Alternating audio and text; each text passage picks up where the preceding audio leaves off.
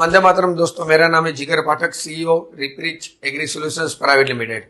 दोस्तों, आज हम बातें करेंगे नेचुरल फार्मिंग को लेके। हाँ जी दोस्तों, ऑर्गेनिक फार्मिंग, राइट। अभी ट्रेंड चल रहा है ऑर्गेनिक फार्मिंग का, और खास करके ये मेरा वीडियो है ना, वो किसानों के लिए है, और जो लोग किसानों का भला चाहते हैं उन लोगों के लिए भी है। थोड़ा लंबा होने वाला है दोस्तों ये वीडियो, क्योंकि एक्चुअल चीजें क्या है वो मुझे आपके साथ शेयर करनी है। तो अगर आप नेचुरल फार्मिंग के बिजनेस में हो या तो खुद नेचुरल फार्मिंग में आगे बढ़ना चाहते हो, तो ये वीडियो को जरूर से देखें, ध्यान से सुने, और कुछ चीजों के बारे में आराम से वीडियो देखने के बाद सोचना जरूर दोस्तों। अभी देखो, मैं भी कोई पीएचडी डॉक्टर नहीं हूं, या ना तो मैं कोई बड़ा साइंटिस्ट हूं। मैं भी एक किसान का लड़का हूं। अच्छी खासी पढ़ाई की है मैंने, और उसके साथ मैं पिछले 12 साल से इसी इंडस्ट्रीज में हूं। तो जो मैं आपके साथ शेयर करना चाहता हूं वो मेरा एक एक्सपीरियंस है, राइट। मेरा प्रैक्टिकल एक्सपीरियंस, कई लोगों से कई चीजें सीखा हुआ। और जरूरी नहीं है कि मैं जो आपको बताना चाहता हूं वो सही हो, लेकिन दोस्तों डीप में जाएंगे, सोचेंगे, तो कई सारी चीजें आपको पता चलेगी कितनी सही है, राइट। तो पहले तो बात करते हैं ऑर्गेनिक फार्मिंग। आज कई सारे रास्ते किसानों के लिए मौजूद है ऑर्गेनिक फार्मिंग को लेके, और उसी की वजह से कहीं ना कहीं हमारे देश का किसान आज कंफ्यूज भी है कि भाई मैं कौन से रास्ते पे जाऊं, ये वाले में जाऊं, वो वाले में जाऊं, केमिकल अवॉइड करूंगा केमिकल, तो मतलब केमिकल फर्टिलाइजर अवॉइड करूंगा तो मेरी फसल कम हो जाएगी, मेरा प्रोडक्शन डाउन होगा, और मैं केमिकल लगातार इस्तेमाल करता हूं तो मेरी मिट्टी बिगड़ जाएगी, तो मैं करूं तो क्या करूं आखिर। ये हर किसान के दिमाग में आज की तारीख में एक बड़ा सा क्वेश्चन मार्क बना हुआ है, राइट। तो दोस्तों, जहां तक मैं जानता हूं और जहां तक मुझे मालूम है, वहां तक मैं ऐसा नहीं बोल सकता कि ऑर्गेनिक फार्मिंग मतलब केमिकल का इस्तेमाल नहीं करना। हाँ जी दोस्तों, सोच रहे होंगे आप, लेकिन मैं आपको डीप में ले जाता हूं। ऑर्गेनिक फार्मिंग के लिए केमिकल का इस्तेमाल नहीं करना है, वो बात हजम नहीं हो रही दोस्तों। क्यों? क्योंकि थोड़ा बहुत तो केमिकल का सहारा दोस्तों लेना चाहिए, और लेना भी पड़ेगा। और मेन चीज, अगर हम केमिकल डालते हैं तो वो ऑर्गेनिक माना जाएगा क्या? हाँ जी दोस्तों, माना जा सकता है। जरूरी नहीं है कि ऑर्गेनिक फार्मिंग के लिए आप केमिकल का इस्तेमाल बंद कर दें। हाँ, कम करना चाहिए, ये जरूरी है। मैं एक आपको एग्जांपल के साथ ये चीज को समझाता हूं। दो इंसान है, सेम एज के है, और सेम बॉडी स्ट्रक्चर है उसका, राइट। एक बंदा 20 रोटी खाता है। हाँ जी दोस्तों, एक टाइम में 20 रोटी खाता है, और दूसरा बंदा है वो 5 रोटी खाता है। अभी जो 20 रोटी खाता है, हम सोचेंगे कि ये डाइजेस्ट नहीं होगी और उसके बॉडी को और मोटापा देगी, या तो कई सारी साइड इफेक्ट देगी, या तो पेट से कोई ना कोई बीमारी स्टार्ट होगी, और 5 रोटी वाला परफेक्ट होगा। अभी दोस्तों, इस कहानी का मैं आपको दूसरा पहलू समझाता हूं कि जो 20 रोटी खाता है ना, उसकी डाइजेस्ट सिस्टम इतनी अच्छी है कि सुबह खाई हुई 20 रोटी दोपहर तक डाइजेस्ट हो जाती है 100%। और जो 5 रोटी खाया हुआ है, उसकी डाइजेस्ट सिस्टम इतनी लो है कि पूरा दिन निकल जाता है, लेकिन पांचों की पांचों रोटी डाइजेस्ट नहीं होती।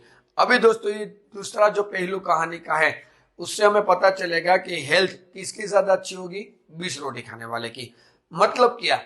मतलब कि हम जो भी केमिकल फर्टिलाइजर मिट्टी के अंदर, हमारे खेत के अंदर डालते हैं, राइट, वो कम करना है, वो पक्का है, जरूरी है। लेकिन जीरो नहीं करना चाहिए, या तो जीरो नहीं करोगे तो भी चलेगा, लेकिन कैसे? फिर भी ऑर्गेनिक होगा कैसे?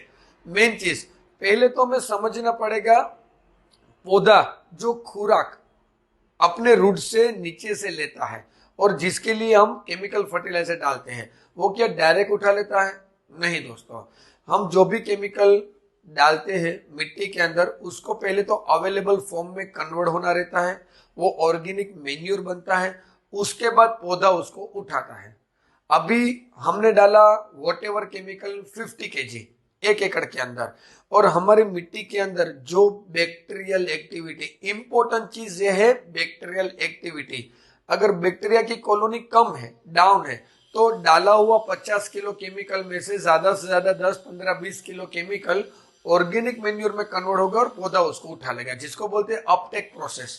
जो पौधा उसको उठाता है उसको बोलते हैं फूड अपटेक प्रोसेस।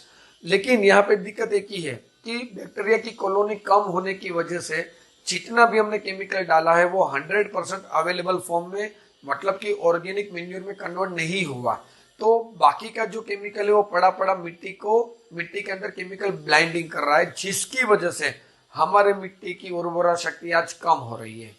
तो अगर हम केमिकल डालते हैं तो उसके साथ साथ अगर हम बैक्टीरिया को बढ़ावा दें, हमारे मिट्टी के नेचुरल लोकल पीसीस, अलग से बैक्टीरिया लेके नहीं डालना है, हमारे मिट्टी के जो लोकल पीसीस है वही बैक्टीरिया की कॉलोनी को अगर हम बढ़ाते हैं और साथ में थोड़ा बहुत केमिकल फर्टिलाइजर का भी सहारा लेते हैं, तो थोड़ा बहुत केमिकल फर्टिलाइजर जो हमने डाला वो 100% ऑर्गेनिक मैन्योर में कन्वर्ट कर देगा।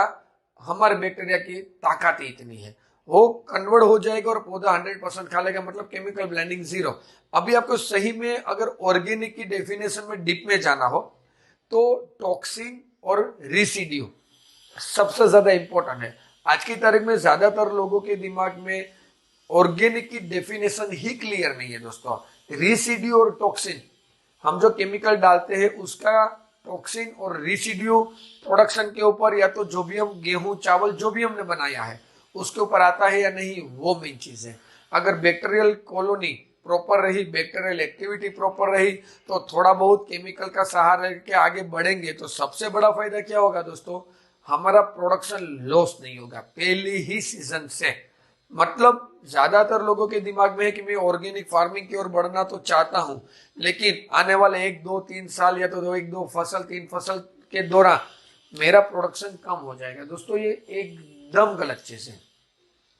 मैं दावे के साथ बोलता हूं, आप मेरा संपर्क करके, मेरी कंपनी का, मेरे ऑर्गेनाइजेशन का संपर्क करके, मैं जो आपको बोलने जा रहा हूं आप हमें एक बार कॉल करो, हम आपके यहाँ पे आएंगे और जो मैं बोल रहा हूं, जो दावा दे रहा हूं, मैं आपको प्रैक्टिकल दिखाऊंगा कि आपकी मिट्टी के अंदर बैक्टीरियल कॉलोनी को डेवलप करके, लोकल पीसीस को बढ़ावा देके, मिनिमम फर्टिलाइजर जहां पे आप 1 क्विंटल डालते हो वहां पे 20% मतलब 20 किलो, अगर आप 50 किलो डालते हो तो उसका 20% 10 किलो में आपको वही फसल जो पहली सीजन में आती थी, पिछले टाइम पे आपने जितना प्रोडक्शन लिया था उतना ही प्रोडक्शन या तो उससे थोड़ा ज्यादा, लेकिन हाँ गारंटी दूंगा क्वालिटी की और उसके साथ मिट्टी की उर्वरा शक्ति की, ये दोनों चीज को बढ़ावा देके हम आगे बढ़ सकते हैं।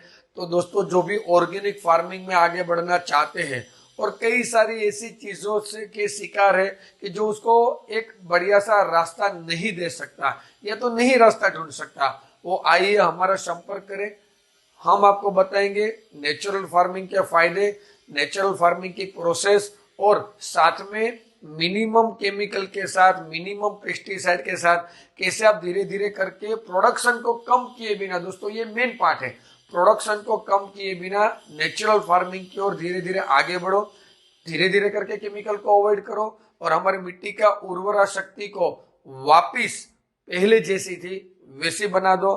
तो ज्यादा हम अगले वीडियो में बात करेंगे। धन्यवाद। वंदे।